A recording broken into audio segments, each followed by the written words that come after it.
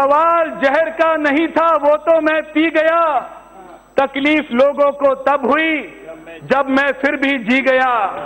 क्या हमारी मति मारी गई है? हम ऐसे विपक्ष को खत्म कर दें जहां पर राहुल जी हमारे स्टार प्रचारक हैं। आज वो दिल्ली में प्रचार नहीं कर रहे, हम उनको बहुत मिस कर रहे हैं। ये हमारा देश है जहां पर पत्र से नहीं चरित्र से पद्मश्री मिलना शुरू हुआ। बच्चा पूछता है मम्मी से, मम्मी इतने आसान काम थे 6 महीने में हो गए, हमने क्यों नहीं किया? मम्मी कहती है क्योंकि हमें वोट बैंक प्रिय था। इस दुनिया में 2 चीजें गिनना नामुमकिन है, एक तो आसमान में तारे और एक कांग्रेस के घोटाले। जो लोग सर्जिकल स्ट्राइक का सबूत मांगते हैं, अपना नाम लिखवा दो लिस्ट में। अगले सर्जिकल स्ट्राइक में वहीं पर आपको प्लेन में भेजेंगे, वहीं कुर्सियां लगाकर वहीं आपको बिठाएंगे। मैं बताना चाहता हूं इस देश को, ये राजीव फिरोज खान की सरकार नहीं है, ये नरेंद्र मोदी की सरकार है। कुछ लोग कहते हैं हम भाईचारा खत्म कर रहे हैं। हमारे आने के बाद तो सपा बसपा एक हो गई, इतना भाईचारा बढ़ रहा है। हमारे आने के बाद तो कांग्रेस शिवसेना एक हो गई, इतना भाईचारा बढ़ रहा है। अभी तो असली मंजिल पाना बाकी है, अभी तो इरादों का इम्तिहान बाकी है, अभी तो तोली है मुट्ठी भर जमीन, अभी तोलना आसमान बाकी है। मुंह से बोलो जय श्री राम, सारे पाप धुल जाएंगे, जीवन के सारे पाप धुल जाएंगे। बोल दो जय श्री राम। मैं कहना चाहता हूं विपक्ष को, बोलो जय श्री राम। 1 साल से दिल्ली सरकार जनता के टैक्स के पैसे से दिल्ली के मस्जिद के इमाम को, सायक को 18,000 16,000 रुपए प्रति माह की सैलरी देती है, मगर मंदिर के पुजारी को भूल जाती है, गुरुद्वारे के ग्रंथी को भूल जाती है। 4 लोगों का इंटरनेट कटा, 4 लोगों को कमरे में बंद कर दिया। उन्होंने कौन सा खेती करनी थी? एक समस्या का समाधान हमारे पास नहीं है, वो समस्या बड़ी हो गई है, वो समस्या आंख मारती है। उस समस्या का हमारे पास, हमारी सरकार के पास कोई समाधान नहीं। अध्यक्ष जी, मैं किसान फौजी परिवार से आता हूं। मेरे ताऊ जी फौजी थे, उन्होंने 1971 के युद्ध में टैंक चलाया था। मेरे पिताजी डॉक्टर साहिब सिंह वर्मा जी, वो दिल्ली के मुख्यमंत्री रहे और मुख्यमंत्री बनने से पहले वो दिल्ली के शहीद भगत सिंह कॉलेज में शिक्षक थे। जब उन्होंने मुख्यमंत्री की कुर्सी छोड़ी तो अगले ही दिन उन्होंने अपने कॉलेज में शिक्षक का पद दोबारा से ग्रहण किया। मेरे पिताजी और मेरी पार्टी की सभी राजनीतिक महानुभाव से मैंने सीखा है कि इंसान की सहजता और सरलता ही उसका चरित्र होता है। ये लोग हमें आजकल संविधान पढ़ा रहे, ये लोग हमें दिखा रहे हैं संविधान क्या है। हमारा प्रियम्बल कहता है we the people of India, हमारे देश में संविधान सर्वोपरि है, मगर उस संविधान हमें कहता है कि इस देश के लोग और इस देश के लोगों का जनादेश वो सर्वोपरि है।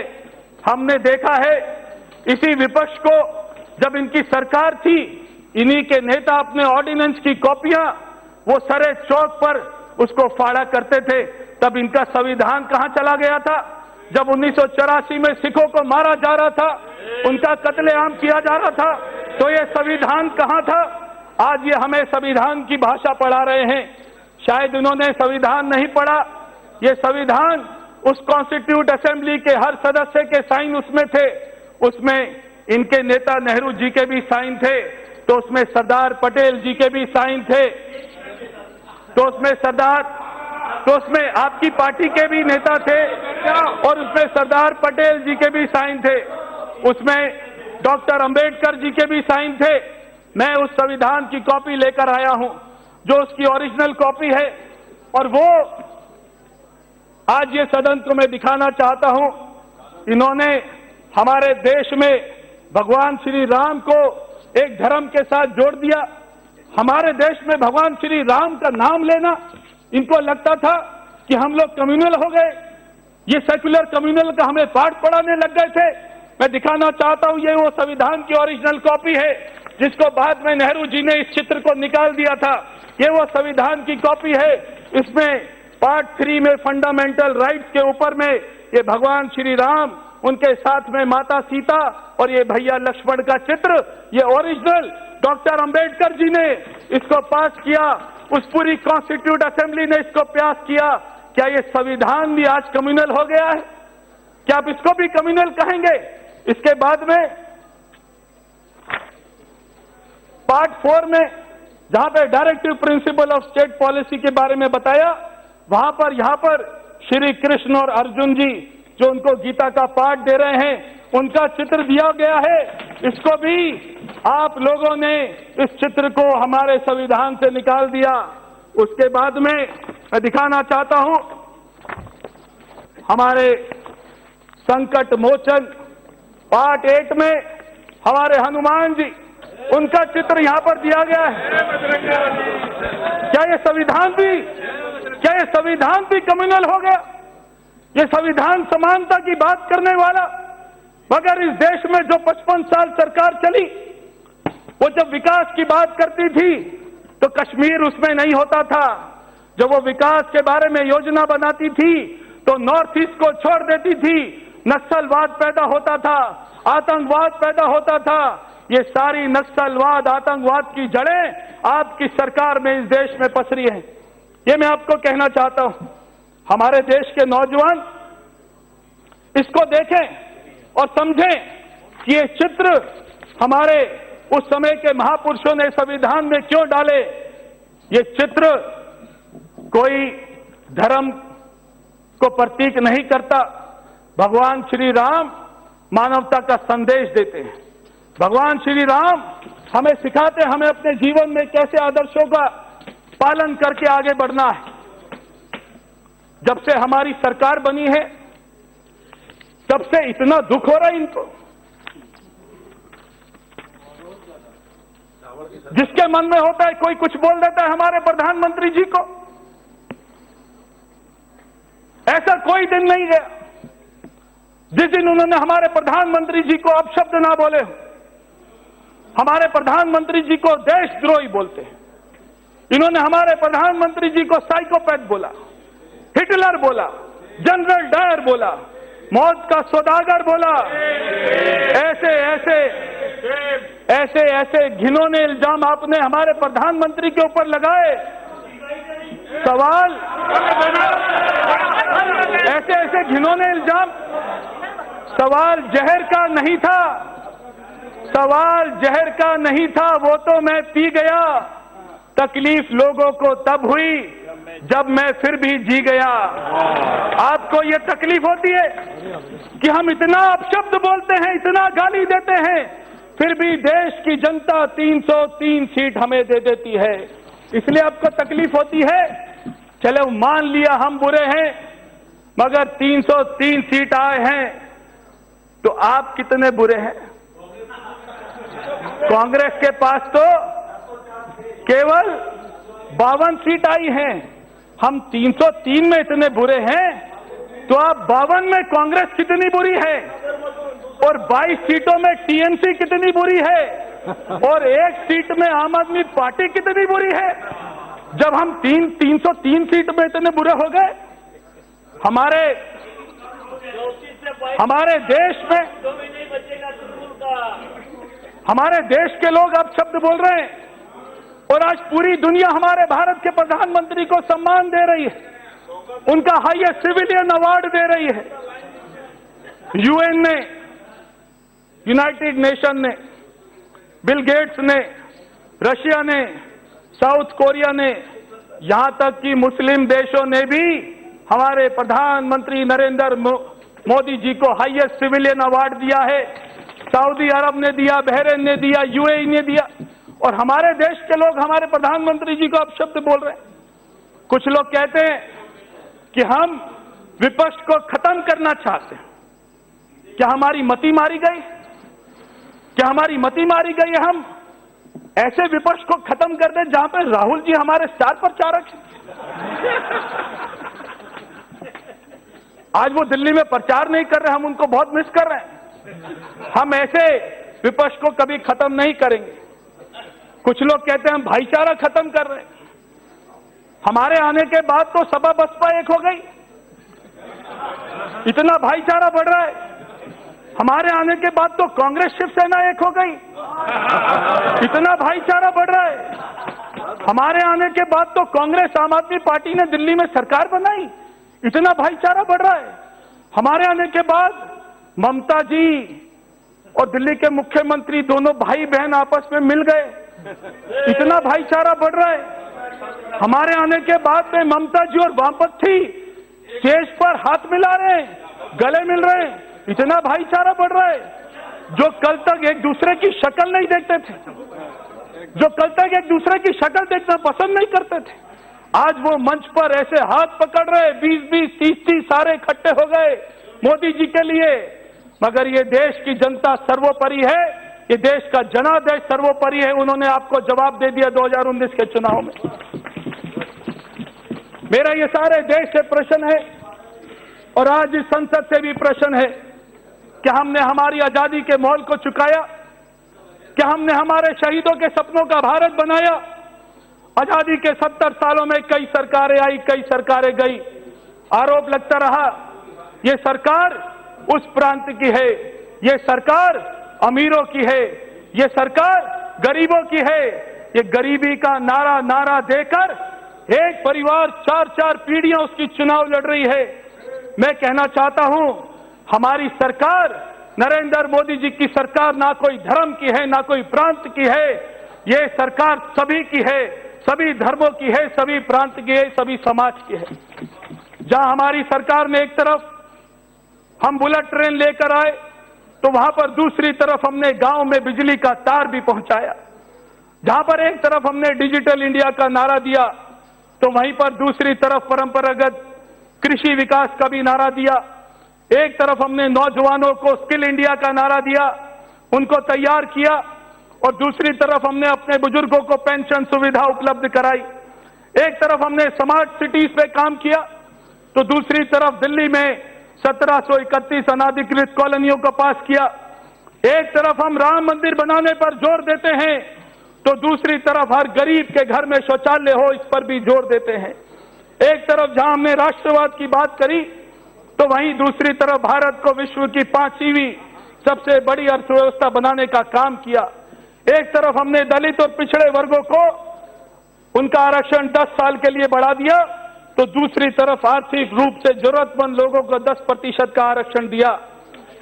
दीनदयाल उपाध्याय जी ने हमें अंत्योदय का नारा दिया था। उन्होंने कहा था पंक्ति में खड़ा आखिरी व्यक्ति की भी सेवा करनी है। मुझे खुशी है कि हमारा नया देश एक गरीब पिछड़े वर्ग से आए हुए व्यक्ति को प्रधानमंत्री बनाता है। यह हमारा देश एक गरीब पिछड़े वर्ग से आए हुए हमारे गृह मंत्री, हमारे अमित शाह जी को गृह मंत्री बनाता है। यह हमारा देश एक गरीब अनुसूचित जाति से इस देश के हमारे श्री रामनाथ कोविंद जी को राष्ट्रपति बनाता है। ऐसा होगा मेरा देश। जब मैं 2014 में सांसद बना, मेरे घर में बहुत सारे लोग आते थे, आपके घर में भी जाते होंगे, कि कांग्रेस की परंपरा शुरू की गई थी, हमारे लेटर लिख दो, हमें पद्मश्री मिलेगा। यह हमारा देश है जहां पर पत्र से नहीं चरित्र से पद्मश्री मिलना शुरू हुआ।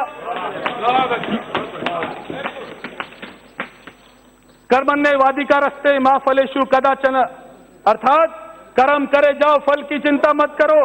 यह हमारे प्रधानमंत्री ने उसको पूर्ण करके दिखाया। जब एक जगदीश लाल आहूजा जी 84 साल के व्यक्ति जिनको लंगर बाबा के नाम से जाना जाता है, जब वो लोग रोज 500 मरीजों को खाना खिलाते हैं रोज, तब उनको पद्मश्री मिलता है। जब हमारे जावेद अहमद तक जो खुद दिव्यांग है, जब वो दिव्यांग बच्चों की सेवा करते हैं, तब उनको पद्मश्री मिलता है। हमारी तुलसी गोड़ा जो बूढ़ी माँ है, हमारी अमूल्य, उनको पौधों का इतना ज्ञान है, जंगल में जाती हैं, जो अमूल्य पौधे हैं, जड़ी बूटियां हैं, उनको लेकर आती हैं, हमारे मरीजों का ध्यान रखती है, जिनको इंसाइक्लोपीडिया फॉरेस्ट कहा जाता है, उसको हमारे प्रधानमंत्री जी ट्राइबल एरिया से खोज कर ले आते हैं, उसको पद्मश्री देते हैं। आज ये पद्मश्री दिल्ली में नहीं मिलता, आज ये पद्म श्री प्रधानमंत्री जी एक गरीब व्यक्ति को उसकी जो प्रतिभाओं को खोजकर फिर उसको ढूंढकर लाकर राष्ट्रपति भवन में उसका स्वागत करते हैं, ऐसे पद्म श्री मिलता है। किसी भी सरकार का काम का मापदंड होता है उसका सीधा और सटीक तरीका देखने का हो, तो उसने कितनी समस्याओं का समाधान किया। आज मुझे ये कहते हुए गर्व हो रहा है, हमारी सरकार ने भारत की ऐसी ऐसी समस्याओं का समाधान किया जो देश में दशकों से पड़ी हुई थी।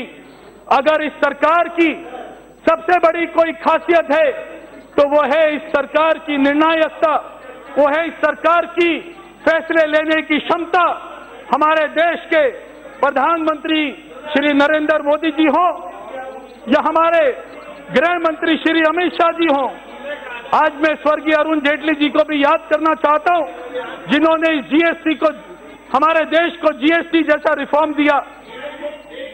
एक मिनट दादा, आप तो बड़े प्रोफेसर हो, मैं बिना किताब पढ़े बता दूं 352 में क्या है। 352 में यह है कि राष्ट्रपति भाषण में किन किन विषयों पर चर्चा कर सकते हैं, यही ना? For the purpose of influencing the debate, president किसको पद्मश्री देता है ये यहाँ पर। अब दादा सुनो मेरी बात, मैं प्रेसिडेंट सुनो, एक मिनट मैं इस पे रूलिंग दे दूं ताकि परमानेंट आपका काम रहे। बैठ जाता, अब मैं पढ़ लूं। राष्ट्रपति अभिभाषण पर सब विषयों पर चर्चा कर सकते हैं और चर्चा करने के साथ उन विषयों पर भी चर्चा कर सकते हैं जिन विषयों को राष्ट्रपति भाषण में जोड़ना है। ठीक है, चलो मानिए। आज मैं हमारे पूर्व वित्त मंत्री स्वर्गीय अरुण जेटली जी को भी याद करना चाहता हूं और हमारे इस केंद्रीय मंत्रिमंडल के सभी हमारे वरिष्ठ मंत्रियों को मैं बहुत बहुत बधाई देना चाहता हूं, जिन्होंने 5 साल में एक से एक बड़े कड़े हमारे फैसले लेकर हमारी समस्याओं का निवारण किया। क्योंकि हमारी सरकार कोई वोट बैंक की राजनीति नहीं करती है। मैं यहां पर याद दिलाना चाहता हूं वो दशक और वो भयानक मंजर 1980 और 1990 के दशक में कश्मीर में क्या हुआ। सरदार पटेल जी कहा करते थे एक भारत श्रेष्ठ भारत। डॉक्टर श्यामा प्रसाद मुखर्जी जी ने 2 विधान 2 निशान 2 प्रधान ये खत्म होना चाहिए, इसके लिए अपनी शहादत दे दी। डॉक्टर अंबेडकर जी ने सामाजिक न्याय का दरवाजा हर समाज के लिए खुला होना चाहिए, ये बात कही। आज अगर ये तीनों महापुरुषों की बात को साकार किया है तो हमारे प्रधानमंत्री नरेंद्र मोदी जी ने 370 हटा के साकार किया है। ये बहुत बड़ी समस्या थी। 40,000 लोग कश्मीर के 1980 के बाद से आज तक 40,000 लोग मर चुके हैं, उनका कत्लेआम किया गया। 400 कश्मीरी पंडितों को उनके सर पर गोली मारकर उनको धर्म परिवर्तन करने के लिए कहा गया। अपनी बीवी बच्चों को वहीं पर कश्मीर पर छोड़कर उनका प्रदेश छोड़कर भागने के लिए कहा गया। बहुत सारे लोग सोचते होंगे देश में, ये सारी हमारी जो कुछ हमारी नई पीढ़ी है शायद वो भी सोचती होगी अगर 370 नहीं हटती तो क्या फर्क पड़ता, अगर 35 से नहीं हटती तो क्या फर्क पड़ता। मैं बताना चाहता हूं ये हमारे आपको फर्क नहीं पड़ता क्योंकि आप वोट बैंक की पॉलिटिक्स करते हैं। ये मेरे देश को फर्क पड़ता है। जब मेरा देश अपना बजट प्रस्तुत करता है तो उसमें कश्मीर में एम्स हॉस्पिटल देता है, आईएम देता है, आईआईटी देता है, 24,000 लोगों को घर देता है। ये मेरे देश को फर्क पड़ता है। 370 हटाना, 4 लोगों का इंटरनेट कटा, 4 लोगों को कमरे में बंद कर दिया। उन्होंने कौन सा खेती करनी थी, उन्होंने कौन सा बाहर निकल कर उन्होंने कोई अपनी जमीन की बुआई करनी थी, उन्होंने हल चलाना था बाहर निकलकर। आज भी बिरयानी खा रहे हैं, आज भी मजे ले रहे हैं, आज भी सारे उनके जो सारी सुविधाएं हैं वो उनको मिल रही हैं। आज हमारी सरकार ने वो 4 लोगों का नहीं सोचा बल्कि वो लाखों कश्मीरियों का सोचा। इसलिए आप चिल्लाते रहे कि खून खराबा हो जाएगा। क्या हो जाएगा? एक भी सिविलियन की मौत नहीं हुई आज तक। ये मेरी सरकार की कठोर, वहां पे हमारा परिश्रम है। ये मेरी सरकार ने, हमारे देश में ट्रिपल तलाक होता था, कोई व्हाट्सएप पर ट्रिपल तलाक दे देता था, कोई ईमेल पर दे देता था, किसी का खाना गर्म नहीं हुआ तो उसने ट्रिपल तलाक दे दिया, किसी की रोटी गर्म नहीं मिली उसने ट्रिपल तलाक दे दिया, और ये सारे लोग ये समर्थन करते रहे। जब हम इस देश की, हमारी जो अल्पसंख्यक महिलाएं हैं, हमारे प्रधानमंत्री जी जब उनको न्याय देना चाहते हैं तो आपको उसमें भी तकलीफ होती है। इतने सारे जो मुस्लिम देश है, पाकिस्तान में ट्रिपल तलाक नहीं है, सऊदी अरब में ट्रिपल तलाक नहीं है, यूएई में ट्रिपल तलाक नहीं है। हमने हमारे देश में ट्रिपल तलाक किया तो आज हज में हमारी महिलाओं की संख्या बढ़ी है, वो भी आज हज करने जा रही है। गरीबी हमारे देश की बहुत बड़ी समस्या रही, जिसको खत्म करने के लिए ना जाने कितनी सरकार इन्होंने बना डाली। अगर किसी ने गरीबी के लिए उसके खिलाफ आवाज उठाई है तो वो हमारी सरकार और हमारे प्रधानमंत्री नरेंद्र मोदी जी ने उठाई है, जिन्होंने असंगठित क्षेत्र, कभी किसी ने सोचा था क्या एक नाई, मोची, रेडी वाला, इन सबको पेंशन मिलेगी इस देश में? पेंशन तो सरकारी लोगों को मिलती थी। अगर 40 करोड़ से ज्यादा असंगठित क्षेत्र में रहने वाले लोगों को हमारी सरकार ने, छोटे व्यापारियों को, किसानों को, असंगठित क्षेत्र में रहने वाले लोगों को हमारी सरकार ने पेंशन देकर आज उनका बुढ़ापा ठीक किया है। हमारी सरकार ने 2 करोड़ गरीब लोगों को घर दिया है। हमारी सरकार ने 2 करोड़ 30 लाख शौचालय हमारे गरीबों के घरों में बनाए। 100% गांव में बिजली पहुंच गई।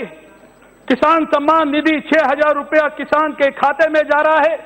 वो इनको दर्द होता है, क्योंकि जब ये योजना लेके आते थे तो इनके पूर्व प्रधानमंत्री कहते थे केवल 15% पहुंचेगा, बाकी 85% किनकी जेब में जाता था। आज जब मेरे प्रधानमंत्री जी ने 38 करोड़ बैंक के खाते 2014 में ही खोलना शुरू कर दिया था, तब उनका ध्येय स्पष्ट था कि कोई करप्शन नहीं होगी, कोई भ्रष्टाचार नहीं होगा। इसलिए मेरी 5 साल की सरकार में 1 रुपए का घोटाला कोई नहीं बता सकता, और जिसने बताने की कोशिश करी उसको सुप्रीम कोर्ट से डांट खा के आके यहां पे बैठना पड़ा। 50 करोड़ गरीबों को इलाज की सुविधा आयुष्मान योजना में, 24 करोड़ लोगों को बीमा सुरक्षा कवच, 2.5 करोड़ लोगों को मुफ्त बिजली कनेक्शन, 5.5 करोड़ लोगों को मुद्रा योजना में 10 करोड़ के लोन मिल चुके हैं। और ये जब हम देते हैं, हम ये नहीं देखते वो कौन से धर्म का है, हम ये नहीं देखते वो कौन सी जाति का है, हम ये नहीं देखते कि हमारा सांसद वहां से चुन के आ रहा है या नहीं आ रहा। ये सब धर्म, जाति, पक्षपात के बिना ये हमारी सरकार करने का काम करती है। इस देश की संस्कृति हमारा गौरव है। मेरे समेत कितने हजारों, लाखों, करोड़ों इस देश के युवाओं ने, वो बड़े होते थे तो नारा लगाते थे, सौगंध राम की खाते हैं, मंदिर वहीं बनाएंगे। ये संविधान में जो भगवान श्री राम का चित्र है, इस देश के लोगों की नागरिकता तो नहीं जाएगी, मगर इस देश के कुछ चंद लोगों ने हमारे भगवान के श्री राम के जन्म स्थान पर प्रश्न उठाए। मैं सर्वोच्च न्यायालय को बधाई देता हूं, हमारे प्रधानमंत्री जी को बधाई देता हूं कि आपने करोड़ों लोगों की सौगंध को पूरा कर दिया, आपने हमारी सौगंध को पूरा कर दिया। आज भगवान राम लला का मंदिर आसमान को छूते हुए हमारी सरकार बनाने जा रही है। क्या हमें गर्व नहीं होना चाहिए? सैकड़ों वर्षों का इंतजार खत्म हो गया।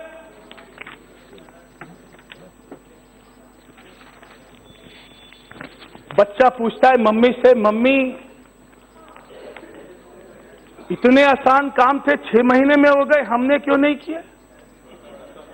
मम्मी कहती है क्योंकि हमें वोट बैंक प्रिय था, हम वोट बैंक के लिए लड़ते थे। जीएसटी इसलिए नहीं लाए क्योंकि वोट बैंक भाग जाता, 370 इसलिए नहीं हटाया क्योंकि वोट बैंक भाग जाता। क्या भगवान श्री राम का मंदिर एक वोट बैंक का मोहताज होगा, एक धर्म का मोहताज होगा, राजनीति का मोहताज होगा?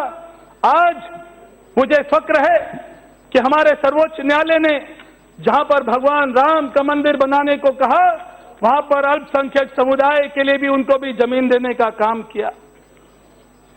मेरी सरकार, उसका विचार है सर्वधर्म संभव, और हम सिर्फ कहते नहीं है, हमने अमल करके दिखाया। अगर भगवान राम के मंदिर के लिए संघर्ष किया तो हमने सऊदी अरब में बात करके भारत के हज यात्रियों का कोटा भी बढ़ाया, जो आज सर्वाधिक 2 लाख है।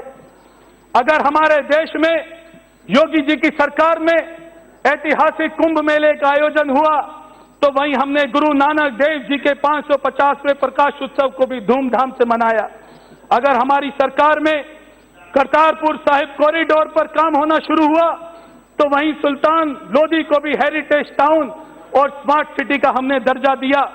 जियो पारसी योजना लाकर पारसियों की जनसंख्या बढ़े, उसके लिए भी मेरी सरकार ने काम किया। और जो सरकार केवल वोट बैंक को देखती थी, आज हमने उस माइनॉरिटी के लिए हुनर हाट की योजना लाकर वहां पे लाखों रोजगार हमने पैदा करने का काम किया माइनॉरिटी के लिए। मगर एक बात बहुत ही दुख के साथ आपके समक्ष रखना चाहता हूं, और आपको शायद पता भी नहीं होगा कि दिल्ली में क्या हो रहा है। कि दिल्ली में जहां पर मेरी भारत सरकार हर धर्म का ख्याल रख रही है, दिल्ली में 1 साल पहले दिल्ली की सरकार एक कानून लेके आई और उसने कहा कि दिल्ली के मस्जिद के सारे इमामों को 18,000 रुपए की सैलरी दी जाएगी और उसके सहायक को 16,000 रुपए की सैलरी दी जाएगी। 1 साल से दिल्ली सरकार जनता के टैक्स के पैसे से दिल्ली के मस्जिद के इमाम को, सहायक को 18,000 16,000 रुपए प्रति माह की सैलरी देती है, मगर मंदिर के पुजारी को भूल जाती है, गुरुद्वारे के ग्रंथी को भूल जाती है। क्या ये वोट बैंक की राजनीति नहीं है? ये हमको सिखा रहे हैं। अध्यक्ष जी, भारत की अर्थव्यवस्था को हमने $5 ट्रिलियन इकोनॉमी बनाने का जो सपना देखा है, उसके लिए कदम हमारी सरकार तेजी से बढ़ा रही है। चाहे वो आईबीसी हो, चाहे फ्यूजिटिव इकोनॉमिक ऑफेंडर लॉ हो, चाहे जीएसटी हो, चाहे रेरा हो, चाहे बैंकों का मर्जर हो। इसी कारण है, इन्हीं फैसलों के कारण है कि हमारी जो अंतर्राष्ट्रीय रैंकिंग है वो आज बढ़ी है। ईज ऑफ डूइंग बिजनेस में 142 से 63 हो गई, रिजॉल्विंग सॉल्वेंसी में 108 से 52 हो गई, ग्लोबल इनोवेशन रैंकिंग में 74 से 52 हो गई, लॉजिस्टिक परफॉर्मेंस इंडेक्स में 10 पॉइंट हमने इंप्रूव किया और वर्ल्ड इकोनॉमिक फोरम के ट्रेवल टूरिज्म रैंकिंग में हम 52nd से 34 पर आ चुके हैं। हमारी सरकार ने स्टार्टअप इंडिया शुरू किया, 4th industrial revolution, artificial intelligence, quantum computing, internet of things, इन सब क्षेत्रों में 27,000 स्टार्टअप अभी तक हमारी सरकार ने रजिस्टर किए हैं। अध्यक्ष जी, यह देश तभी विकास कर सकता है जब हमारी बाहरी और आंतरिक सुरक्षा हमारी मजबूत हो।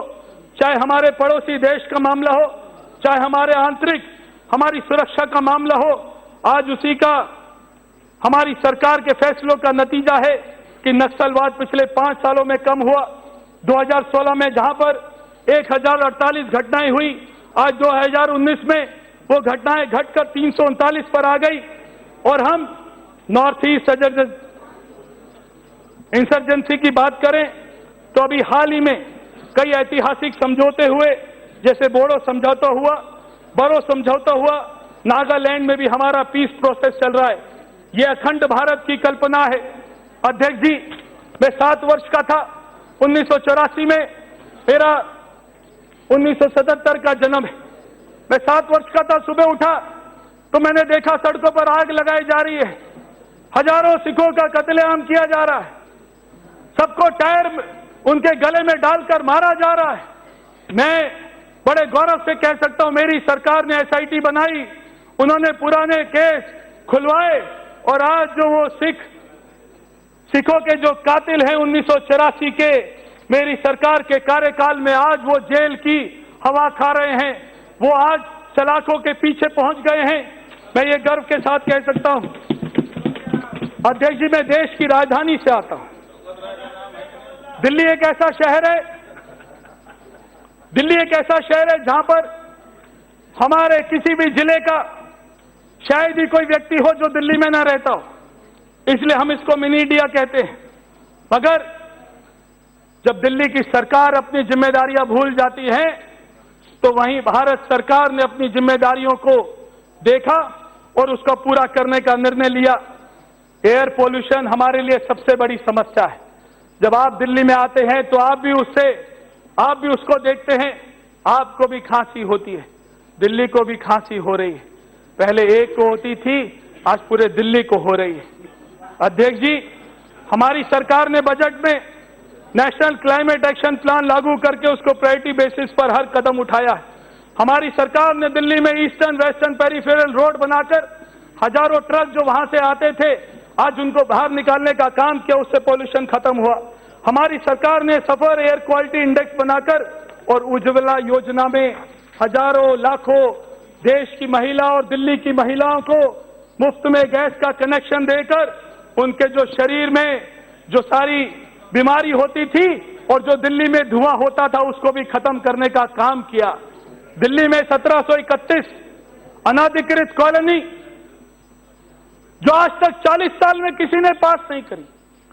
मैंने कहा शुरू में आप सारी समस्याएं खड़ी करते थे, हम उसका समाधान कर रहे हैं। मुझे याद है 2008 का दिल्ली का चुनाव, उस समय शीला दीक्षित जी, आज वो हमारे बीच में नहीं है, भगवान उनकी आत्मा को शांति दे, उन्होंने आदरणीय सोनिया गांधी जी के हाथों से दिल्ली के कॉलोनी वासियों को प्रोविजनल सर्टिफिकेट बंटवा दिए। उसके बाद दोबारा सरकार बन गई। 20 सालों में एक कॉलोनी दिल्ली में पास नहीं हुई।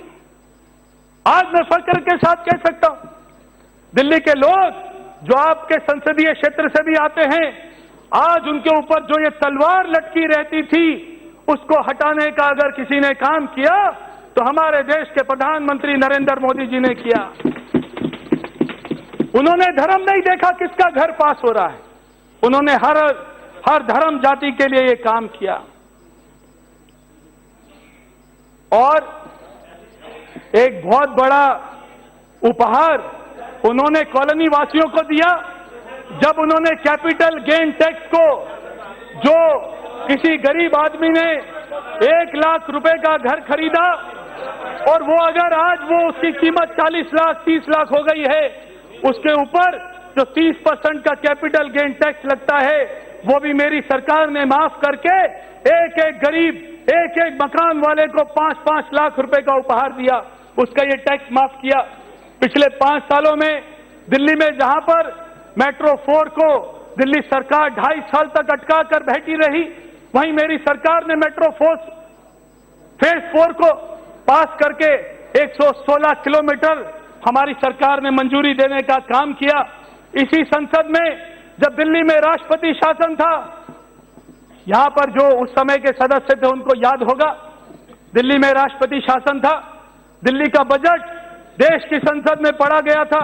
उस समय वित्त मंत्री जी हमारे आदरणीय अरुण जेटली जी ने कहा कि मैं दिल्ली सरकार को 1200 करोड़ रुपए देता हूं कि वो 1400 नई बसें खरीदे, मगर दुर्भाग्य से मुझे कहना पड़ता है कि वो 1200 करोड़ तो बैंक में पड़े दिल्ली सरकार के पास आज 1800 करोड़ रुपया हो गया है, मगर 5 साल में जो 5000 बसें थी आज वो घटकर 3700 हो गई है। 5 साल में केवल 200 बस दिल्ली सरकार खरीद पाई और जिसका टेंडर अभी मई 2019 में किया था। बसों की संख्या बढ़ी नहीं, बसों की संख्या घट गई, पोल्यूशन बढ़ रहा है।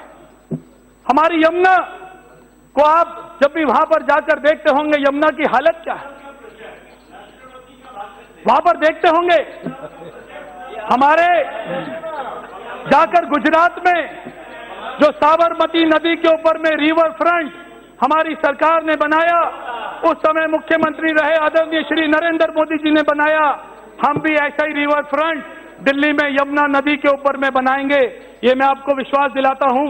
जहां पर कांग्रेस की सरकार ने उस यमुना की सफाई में 1200 करोड़ रुपया खर्च किया, आम आदमी पार्टी ने यमुना की सफाई में 500 करोड़ रुपया खर्च किया, मगर आज आप वहां पर जाके देखेंगे कोई आदमी डुबकी नहीं लगा सकता, दिल्ली का मुख्यमंत्री कहता है मैं सबको वहां पर ले जाके डुबकी दिलाऊंगा। 5 साल से बोल रहा है, आज तक कभी उसने खुद भी डुबकी नहीं मारी यमुना में।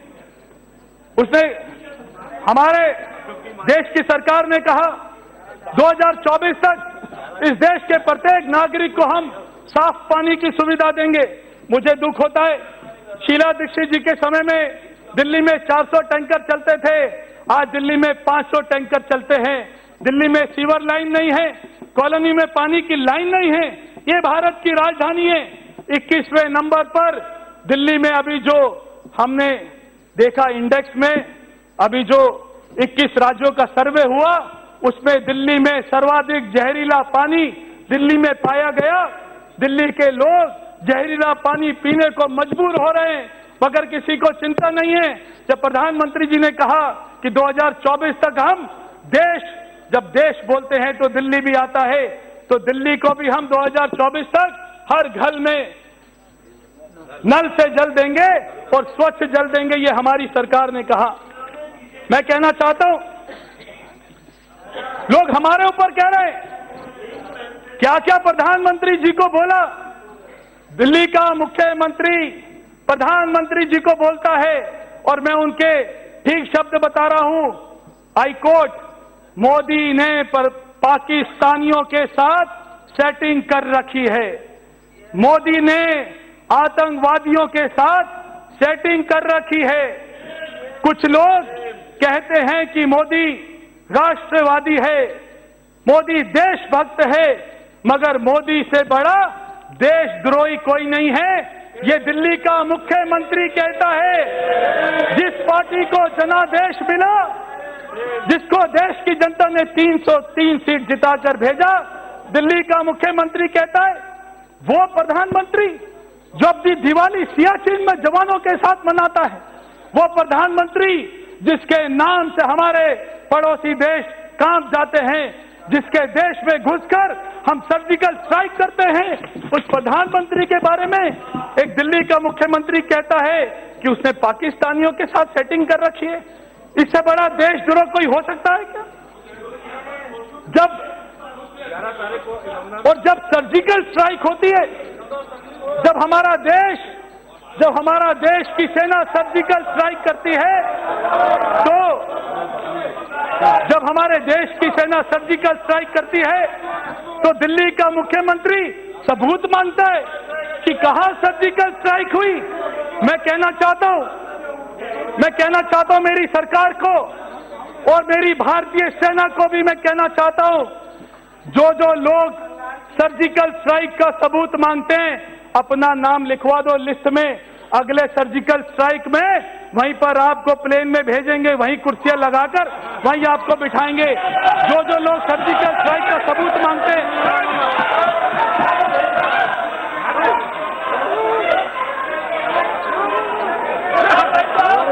ये दिल्ली में कैसी माननीय सदस्य आप अपनी सीट पर जाके बोले। माननीय सदस्य आप अपनी सीट पर जाके बोले। ये दिल्ली में कैसी क्रांति हो रही है? 5 साल में एक भी नया स्कूल दिल्ली में नहीं बना, एक भी नया स्कूल। उन्होंने वायदा किया था दिल्ली की सरकार ने कि हम 1000 स्कूल बनाएंगे, मगर एक भी नया स्कूल नहीं बना। दिल्ली की सरकार ने वायदा किया था हम 20 नए कॉलेज बनाएंगे, एक भी नया कॉलेज नहीं बना। दिल्ली की सरकार ने कहा था हम नए अस्पताल बनाएंगे, एक भी नया अस्पताल नहीं बना। और वो जो दिल्ली के मुख्यमंत्री वो सिग्नेचर ब्रिज को दिखाते हैं, वो 1996 की हमारी सरकार में शुरू हुआ था। वो जो दिल्ली के मुख्यमंत्री एक भी फ्लाईओवर ऐसा नहीं दिखा सकते। तो आप अपनी सीट पर बोला करें और कभी भी सीट पर सवाल नहीं उठाएं आज के बाद। नो, मुझे प्लीज अपनी सीट पर जाकर बैठा करें और जब मैं इजाजत दूं, जब बोलने की इजाजत है। माननीय प्रवेश वर्मा, नो, गलत। एक भी नया फ्लाईओवर दिल्ली में नहीं बना जिसका शिलान्यास दिल्ली के मुख्यमंत्री ने किया हो। ये 5 साल सरकार चली है, 2.5 साल तक हमारे दिल्ली के मेट्रो फेज 4 को रोके रखा। दिल्ली में शीला दीक्षित जी 5 साल में विज्ञापन में 126 करोड़ रुपए खर्च करती थी। दिल्ली के मुख्यमंत्री ने 1400 करोड़ रुपया दिल्ली के विज्ञापनों पे खर्च किया है। 1400 करोड़ रुपया। आज केवल दिल्ली का विकास केवल दिल्ली के अखबार में या टेलीविजन के ऐड में या दिल्ली के मुख्यमंत्री के मुंह से दिल्ली वालों को वो विकास नहीं दिखाई देता जिसको उन्होंने अपने हाथ से छुआ हो या अपनी आंखों से देखा हो। वो विकास नहीं दिखाई देता। जो जेएनयू में इस देश के टुकड़े टुकड़े के नारे लगाते हैं, वो टुकड़े टुकड़े गैंग को जब दिल्ली के मुख्यमंत्री के पास पिछले 1.5 साल से फाइल रखी हुई है, मगर दिल्ली का मुख्यमंत्री उस पर केस चलाने के लिए परमिशन नहीं देता है। ये हमारी भारत की राजधानी है। दिल्ली में हमारी भारत सरकार ने आयुष्मान योजना लागू करी, दिल्ली में लागू नहीं हुई। प्रधानमंत्री आवास योजना लागू करी, दिल्ली में लागू नहीं हुई। ग्रीन सेस जो दिल्ली सरकार 1174 करोड़ रुपए इकट्ठा करती है, केवल 272 करोड़ रुपए खर्च किया, और वो भी केवल 80, उसमें से भी 272 में से 80 करोड़ रुपया अपने झूठे विज्ञापनों पर खर्च किया। निर्भया फंड, सर मैं तो भारत सरकार के बारे में बोल रहा हूं। हमारी भारत सरकार ने निर्भया में देश में सर्वाधिक अगर पैसा किसी को फंड दिया है तो वो दिल्ली सरकार को दिया है। मगर बहुत ही दुख होता है कि 390 करोड़ रुपए दिया और उसमें केवल 5% खर्च किया, 95% अभी तक खर्च नहीं किया। 15,700 टीचर के पद खाली हैं, 15,700 टीचर के पद खाली हैं। 6,000 टीचर 5 साल में कम हो गए, 900 बसें हमारी कम हो गई। सारे झुग्गी झोपड़ियों को झूठे सर्टिफिकेट बांट रहे। अभी प्रधानमंत्री जी ने कहा जहां झुग्गी वहीं आवास देंगे, जहां झुग्गी वहीं मकान देंगे। अभी डीडीए ने सबका सर्वे करना शुरू किया है। हमारी सरकार बनते ही प्रधानमंत्री जी दिल्ली की हर झुग्गी को पक्का मकान देने का काम करेंगे। देहात के लिए कोई योजना नहीं लेके आए। 100 एकड़ जमीन घेवरा मोड़ पर है, वहां पे कॉलेज नहीं बना पाए। देहात में सेक्शन 33, सेक्शन 81 उसको अभी तक खत्म नहीं किया। सर मैं आपको कहना चाहता हूं, मैं आपसे केवल 10 मिनट और मांगूंगा दिल्ली के, क्योंकि भारत की राजधानी है, इसलिए मैं कहना चाहता हूं दिल्ली के शाहीन बाग में क्या हो रहा है। आज वहां पे सीए का प्रोटेस्ट नहीं हो रहा। आज वहां पे लोग जो वहां पे प्रोटेस्ट पे बैठे हैं वो कहते हैं प्रधानमंत्री और गृह मंत्री को मार देंगे, हमें जिहाद चाहिए, हमें जिन्नावाली आजादी चाहिए, पाकिस्तान जिंदाबाद के नारे लगाते हैं। वहां पर कह रहे हैं कि असम को इस देश से अलग कर देंगे, कश्मीर को देश से अलग कर देंगे। ये मैं बताना चाहता हूं इस देश को, ये राजीव फिरोज खान की सरकार नहीं है, ये नरेंद्र मोदी की सरकार है। हम सीए को कभी वापस नहीं लेंगे, ये हमारी देश की अखंडता का प्रश्न है। मैं कहना चाहता हूं वहां पर मीडिया को मारा जा रहा है, वहां पे पुलिस के खिलाफ में नारे लग रहे हैं, मगर दिल्ली का मुख्यमंत्री और उप मुख्यमंत्री कहता है जो पाकिस्तान जिंदाबाद के नारे लगा रहा है मैं उसके साथ खड़ा हूं, मैं शाहीन बाग के साथ खड़ा हूं। जब मैं शाहीन बाग के खिलाफ बोलता हूं तो मेरे ऊपर में रिपोर्ट करते हैं, मेरे ऊपर को बैन कर देते हैं। मैं शाहीन बाग के खिलाफ हूं, मगर वो लोग शाहीन बाग के समर्थन में खड़े हैं। ये दिल्ली की जनता तय करेगी। भारत सरकार ने दिल्ली में 55,000 करोड़ रुपया, हमारे श्रीमान नितिन गडकरी जी ने 55,000 करोड़ रुपए से ज्यादा की सड़कें दिल्ली में बनाने का काम किया। आज हम देखते हैं ढोलक कुआं से एयरपोर्ट तक, और ये गाजियाबाद की सड़क, और ये द्वारका एक्सप्रेसवे, ये मुंबई एक्सप्रेसवे, और ये ईस्टर्न वेस्टर्न पेरिफेरल रोड, ये हमारी भारत सरकार ने दिल्ली को सौगात दी है। इंटरनेशनल कन्वेंशन सेंटर 26,000 करोड़ रुपए का दिल्ली में बनने जा रहा है। नेशनल वॉर म्यूजियम, आज तक किसी को चिंता नहीं हुई, हमारी सरकार ने बनाई। हमारे प्रधानमंत्री मोदी जी ने लाल किले में वहां पर 4 म्यूजियम हमारे देश के शहीदों को समर्पित कर दिए। उज्ज्वला योजना में 2.5 लाख महिलाओं को हमने कनेक्शन दिया। कौशल विकास केंद्र में 3 लाख हमने यहाँ पर हमारे नौजवानों को हमने प्रशिक्षण दिया। दिव्यांग योजना में 40,000 से ज्यादा हमने दिल्ली के दिव्यांग के लोगों को उपकरण दिए। भारत वंदना पार्क बन रहा है, देश का सबसे बड़ा पार्क। कॉलोनियों को मालिकाना हक दिया, जहां झुकी वहीं मकान। मेरे लोकसभा क्षेत्र में 100 बेड का हॉस्पिटल, वहां पे नजफगढ़ में 100 करोड़ रुपए की लागत से बनने जा रहा है। ये मेरी ये हमारी भारत सरकार ने दिल्ली को सौगात दी। मैं पूछना चाहता हूं, अभी यहां पर बड़े नारे लग रहे थे सीए के प्रोटेस्ट में। इस देश के पूर्व प्रधानमंत्री श्री मनमोहन सिंह जी ने बोला, I quote, minorities in Bangladesh are facing prosecution and it is our moral obligation to grant citizenship in a more liberal manner। अभी जो यहां पर हमारे सहयोगी, हमारे गोगोई जी, उनके पिताजी असम के मुख्यमंत्री थे, उन्होंने कहा था इस देश की सरकार को, I quote, I seek refugee status for people who migrated to India from Bangladesh following persecution। This is no way violates Assam Accord। ये कांग्रेस बोलती आई, जो बाहर से हमारे हिंदू आ रहे थे प्रताड़ित होकर, उनके फेवर में देश कांग्रेस के लोग बोलते आए हैं। ये कांग्रेस की सरकारों ने, हमारी सृष्टि में पंच तत्व होते, जल वायु अग्नि आकाश पृथ्वी, ये कांग्रेस की सरकारों ने 55 सालों में ऐसा कोई तत्व नहीं है जिसमें घोटाला ना किया हो, ऐसा कोई तत्व नहीं है जिसमें भ्रष्टाचार ना किया हो। इस दुनिया में दो चीजें गिनना नामुमकिन है, एक तो आसमान में तारे और एक कांग्रेस के घोटाले।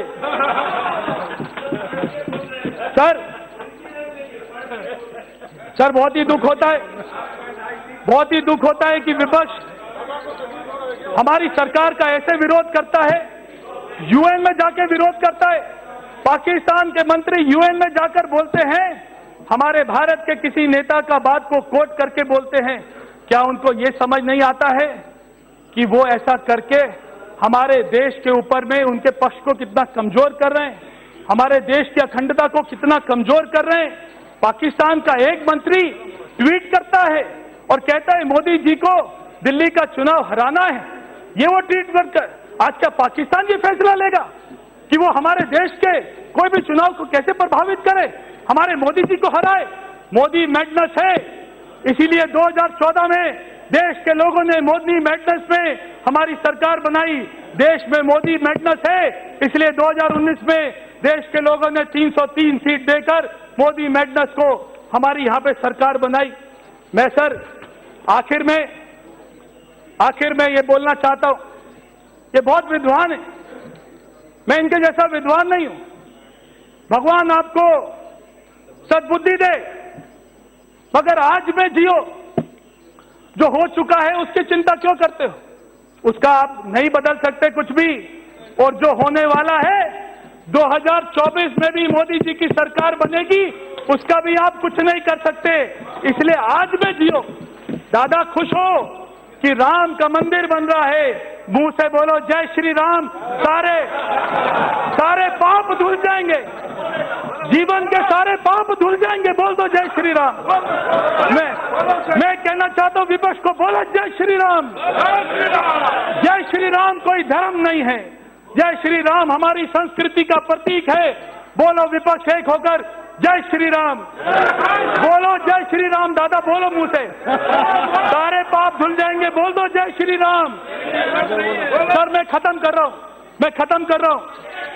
आप मुझे इंकित करके बोलो, डायरेक्ट उधर मत बोलिए। आखिर में मैं केवल इतनी गुजारिश करना चाहता हूं, सरकार आएगी, सरकार जाएगी, हो सकता है आपकी कुछ और प्राथमिकता हो, हमारी कुछ और प्राथमिकता हो, मगर हमने मिलकर साथ चलना है। हमने मिलकर इस देश को दोबारा से सोने की चिड़िया बनाना है। हमने मिलकर हमारे देश के शहीदों के सपनों का भारत बनाना है। इसलिए मैं दो पंक्ति बोलकर अपनी बात को विराम करूंगा। अभी तो असली मंजिल पाना बाकी है, अभी तो इरादों का इम्तिहान बाकी है, अभी तो तोली है मुट्ठी भर जमीन, अभी तोलना आसमान बाकी है। मैं राष्ट्रपति जी को मैं अपना समर्थन व्यक्त करता हूं। बहुत बहुत धन्यवाद।